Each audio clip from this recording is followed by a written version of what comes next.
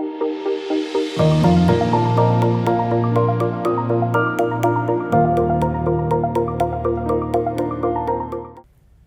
quilt deserves a new needle. I'm going to show you how to install a new needle onto your machine. It's very important when using needles that you have the correct needle system, which in this case is 134. Making sure that the power is off on your machine and the needle is in the upmost position, we're going to start to change our needle. First, we're going to loosen our screw in order to remove our needle. Along the front of the needle, you will see a groove. That groove needs to be facing forward and towards you.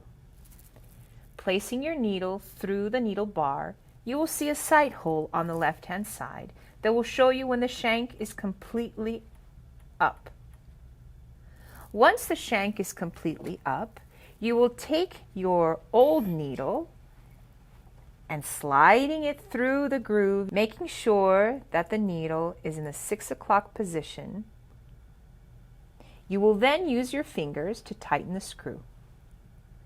Once you've tightened with your fingers, you will then take the long part of the 2.5 millimeter hex tool and tighten the screw.